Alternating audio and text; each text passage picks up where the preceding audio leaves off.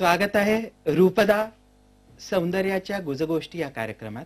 मी राहुल फाटे आंतरराष्ट्रीय सौंदर्य तज्ञ म्हणून तुम्हाला सांगणार आहे की कॉस्मेटिक्स कसे वापरायचे आणि सुंदर दिसण्यासाठी नेमकं आपण काय करायचं. मनातले संभ्रम घालवून छोट्या छोट्या गोष्टींवर तुम्हाला टिप्स देणार आहे की काय केल्यानं तुमची त्वचा आणि केस आणखीन चांगले होणार आहे.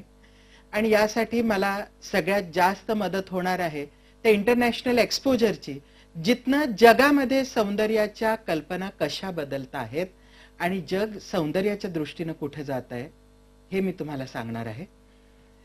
मी स्वतः ॲनाटॉमी फिजियोलॉजी या विषयाचा प्राध्यापक म्हणून काम करत होतो आणि त्यामुळे शरीरशास्त्र आणि सौंदर्य यांची सांगड घालणं मला अतिशय सोपं जाणार आहे. म्हणून सौंदर्याची ही शास्त्रशुद्ध माहिती तुम्हाला रूपदा सौंदर्याच्या गुजगोष्टी या कार्यक्रमातून.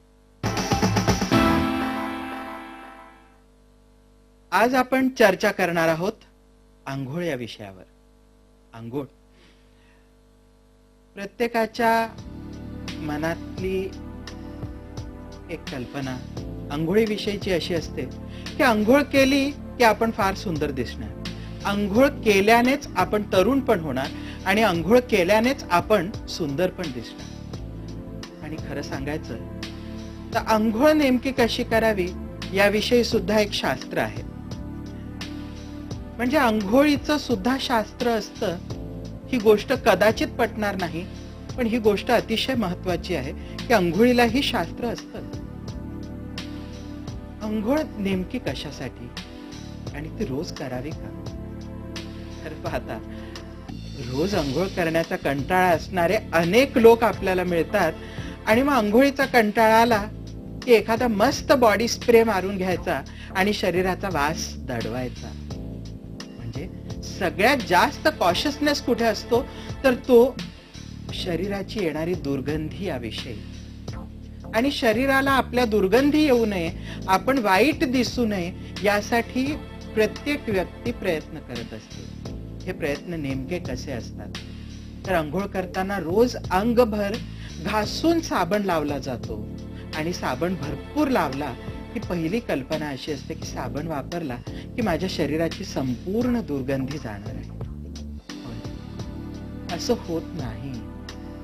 रोज दोनदा अंघोळ करूनही खूप लोकांच्या शरीराला वाईट दुर्गंधी येत असते आणि ती दुर्गंधी आली आणि इतरांनी त्या दुर्गंधीमुळे नावं ठेवली, फार वाईट वाटतं. समजून घेऊया की नेमकं शरीराला दुर्गंधी येते कशामुळे.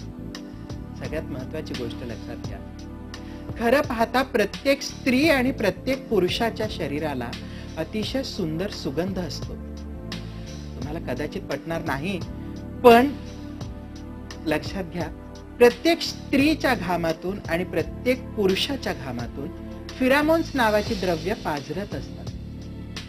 ही फिरामोन्स त्यांना अतिशय सुंदर सुगंध असतो. म्हणजे एखाद्या स्त्रीच्या शरीराला येणारा सुगंध हा त्या पुरुषाला मोहून टाकत असतो आणि पुरुषाच्या शरीराचा सुंदर मादक असा या फिरामोन्सचा सुगंध एखाद्या स्त्रीला नक्कीच मोहतो. खरंच सांगा, कधी एखादा पुरुष किंवा स्त्री बघितली आहे का हो की त्यांच्या शरीराचा नैसर्गिक असा सुंदर सुगंध येतोय? शरीराचा गंध म्हटला की घाण वास एवढी एकच संकल्पना आपल्या मनात असते. आणि जर शरीराला खरंच सुगंध येत असेल तर मग हा घाण वास का?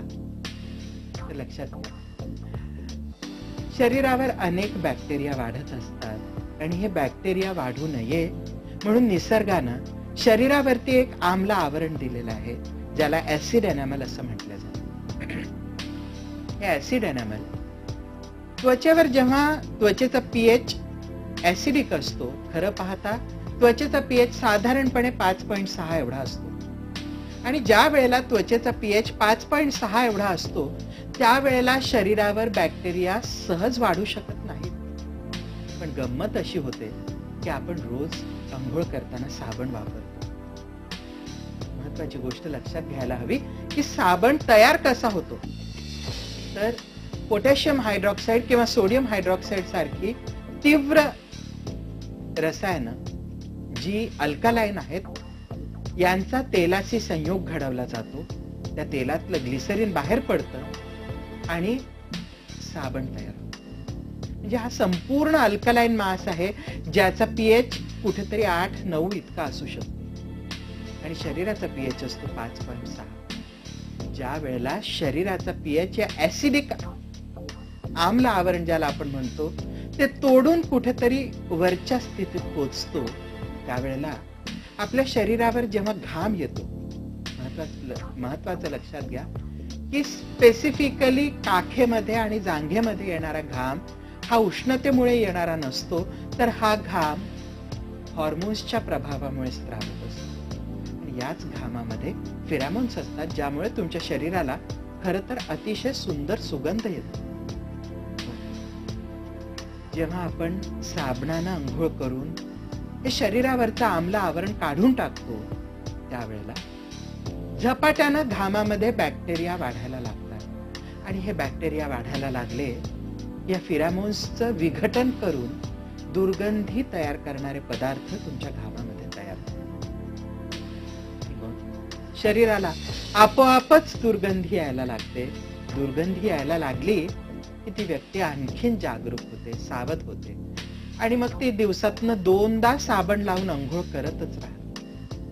हा साबण साबण साबण जेवढा जनमानसामध्ये रुजलेला आहे, खरं पाहिलं तर खरंच आपले पूर्वज रोज साबण वापरत होते असं तुम्हाला वाटतंय? साबण नसतानाही सुंदर दिसता यायचं. अंघोळ साबणाशिवाय कशी करायची बघूया एका छोट्याशा